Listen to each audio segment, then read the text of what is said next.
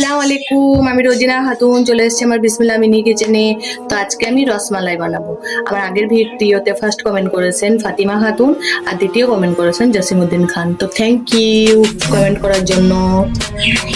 এবার আমি উনুনটা জ্বালিয়ে নেব। উনুনটা জ্বালিয়ে দুধটা গরম করতে দেব। তো আমি উনুনটা জ্বালিয়ে নিয়েছি, দুধটা গরম হচ্ছে।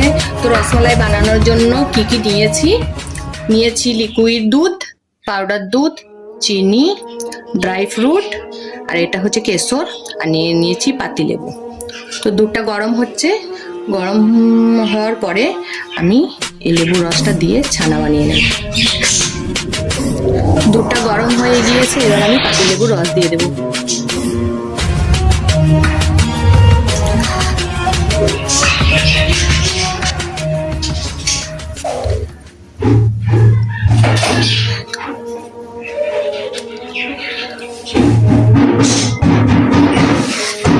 এই দেখুন আমার ছানাটা হয়ে গিয়েছে, আমি এবারে একটা বাটিতে তুলে নিচ্ছি।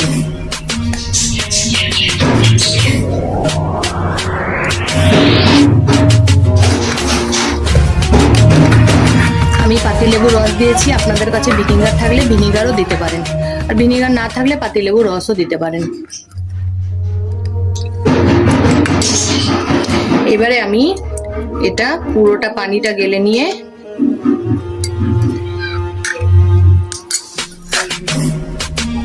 তো আমি ছানাগুলো রসগোল্লা করার জন্য গোল গোল শেপ দিয়ে নিয়েছি আর উনুনে গরম পানি বসিয়েছি। পানিটা গরম হয়ে গিয়েছে, এবার আমি চিনি দিয়ে দেবো।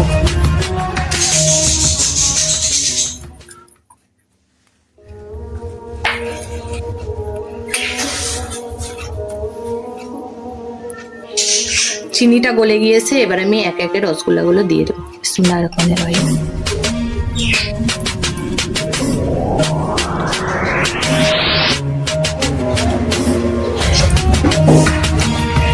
একটু একটু করে নেড়ে নেবো, আর উপরে উপরে এরকম করে একটু করে রসগুলো দিয়ে দেবো।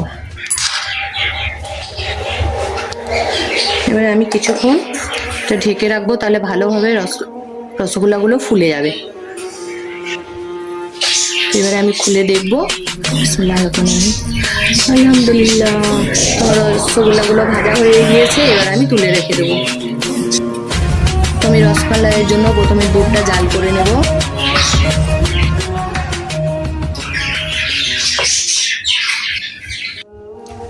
দুধটা গরম হয়ে গিয়েছে, এবার আমি চিনি দিয়ে দেব। মিষ্টিটা আপনারা কম বেশি যে যেরকম পছন্দ করেন সেরকম ভাবে দেবেন।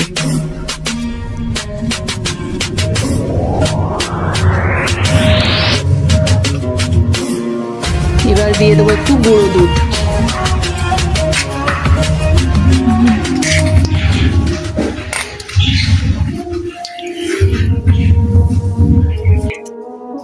এবারে দিয়ে দিচ্ছি ড্রাই ফ্রুট।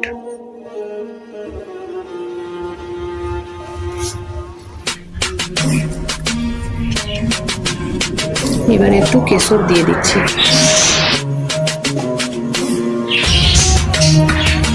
দিয়ে দিচ্ছি একটা এলাচ।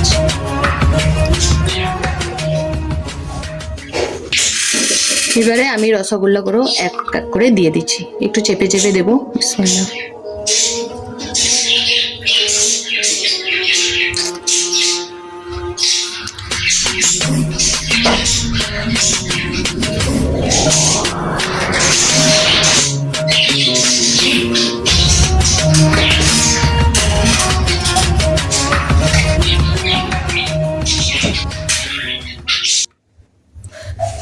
রসমালাইটা হয়ে গিয়েছে, এবারে আমি বাটিতে একটু তুলে ফ্রিজে রেখে দেবো। রসমালাই একটু ঠান্ডা ঠান্ডা খেলে বেশি ভালো লাগে খেতে।